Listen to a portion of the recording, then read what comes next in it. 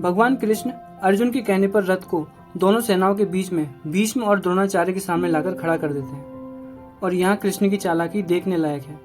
उन्होंने भी जान करके अपने रथ को भीष्म और द्रोणाचार्य के सामने लाकर रोक दिया है। फिर अर्जुन जब देखते हैं अपने सगे संबंधियों को तो बोलते हैं, हे कृष्ण, युद्ध क्षेत्र में डटे हुए युद्ध के अभिलाषी इन स्वजन संबंधियों को देखकर मेरे अंग शिथिल हो रहे हैं, मुख सूख रहा है, शरीर कांप रहा है और रोमांच से भर रहा है। अभी अर्जुन के भीतर जो कुछ भी उठ रहा है वो उसके ममत्व की वजह से है। अर्जुन का सारा क्षत्रिय जीवन हिंसा और युद्ध के लिए ही है। लेकिन बात समझने जैसी है, जितना हिंसक चित्त हो उतनी ही ज्यादा ममत्व से भरा हुआ होता है। हिंसा और ममत्व साथ जीते हैं, क्योंकि जैसे ही मैं कहता हूं कि ये मेरा है, इसका मतलब ये हुआ कि कुछ ऐसा भी है जो मेरा नहीं है। जैसे ही मैं सीमा खींचता हूं मेरेपन की, पराये की सीमा भी स्वयं ही खिंच जाती है। ये बात थोड़ी समझने जैसी है। ममत्व का होना ही हिंसा का होना है, ऐसी हिंसा जो दिखाई नहीं पड़ती।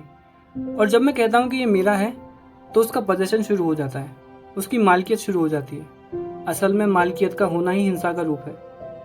इसलिए अर्जुन शिथिल हो गया है। इसे अगर हम ना समझें तो पूरी गीता को समझना मुश्किल है। ममत्व का होना ही हिंसा है।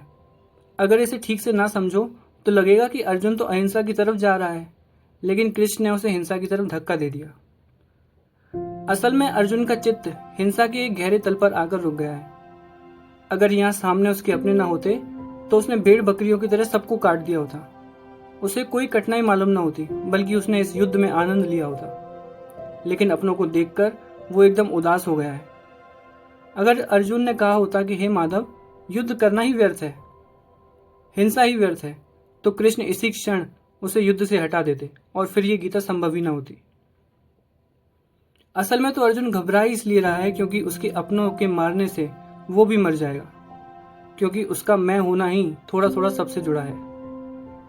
इसे ऐसे सोचना चाहिए कि जब हम मकान बनवाते हैं तो अपने लिए कम, अपनों के लिए ज्यादा होता है। अगर इस पृथ्वी का श्रेष्ठ घर भी हमारे पास हो और अपने ना हो तो अचानक हम पाएंगे कि इसका कोई मतलब नहीं रह जाता। और यही रियलिटी अर्जुन को भी हिट कर रही है। अर्जुन के मन का विषाद ममत्व से उठ रहा है, और इसी विषाद के कारण ही कृष्ण को इतने धक्के देने पड़ेंगे अर्जुन को। कृष्ण देख रहे हैं कि इसकी अहिंसा झूठी है और उसकी दुविधा हिंसक की हिंसा से ही भागने की दुविधा है। इसके आगे अगली वीडियो में।